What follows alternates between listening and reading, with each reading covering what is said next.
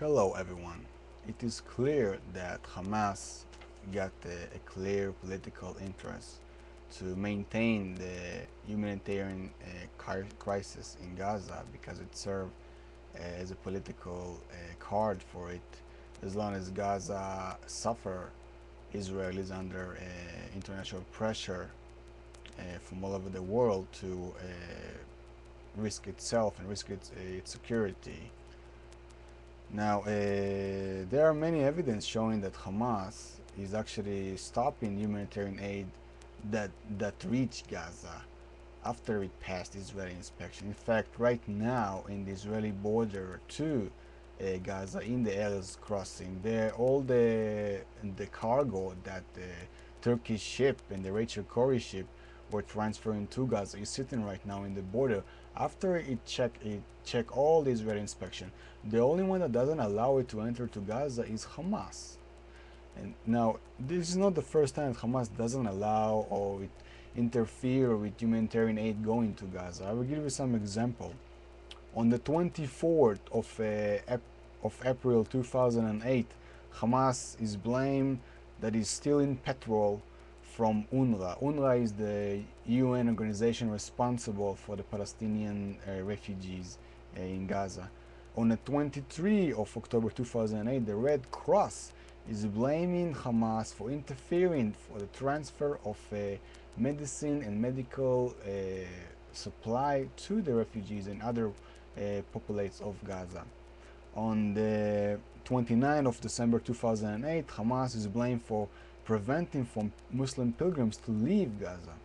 On the 4th of February 2009, UNRWA, the same organization that's supposed to take care of the Palestinian refugees in Gaza, is blaming Hamas for stealing humanitarian aid from its storage.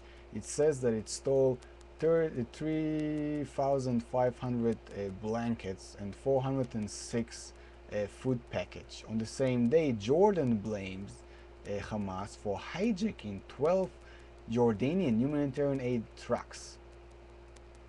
On the 5th of February 2009, a day after UNRWA declared that it stopped its humanitarian efforts to Gaza because of Hamas interfering with it. This is clear that they have an interest to increase the pain and the suffering of its own population, because, as I told you before, Hamas is a proxy of Iran, and his whole job is to destroy Israel. But before destroying Israel, you'd have to isolate Israel from its friend, and this is exactly what the flotilla was all about. It was a provocation. It was supposed to embarrass Israel. One of the reasons that Israel before allowed ships to reach Gaza, because it was a small ship, and Israel was trying very hard to prevent any kind of provocation, any kind of international condemnation that Israel have enough of it. But it seemed that all these Israeli gestures toward the Gazan people were just an encouragement for Hamas to be more violent and to increase its armament and its smuggling of weapons through land or sea. Now, Israel on its side does supply humanitarian aid. In fact, just on the first week of May, last month, just a month before the so-called Freedom Flotilla full of terrorists, Israel supply in a week supply more than 1 million liters of gasoline for the power plant, 300,000 liters of gasoline for transportation, 900 tons of cooking gas, 76 trucks full of vegetable and fruits, 92 trucks full of wheat, 33 trucks full of meat, chicken and fish, and 33 trucks full of dairy products, 112 trucks full of domestic animal food, 26 trucks full of hygiene products, 48 trucks full of clothing and shoe products, 30 trucks full of sugar, 7 trucks full of medicine and medical supply products. On the same time, on the same week, 370 sick people from Gaza were allowed to enter medical care in Israel. together with their escorts. 93 people were allowed to enter Israel from different reasons. 181 academic and international organization representatives were allowed to enter Gaza. 192 people were allowed to get out of Gaza to Israel. It is said that in 2009, Israel allowed 60,000 Gazans to get outside of Gaza to Israel to receive medical care.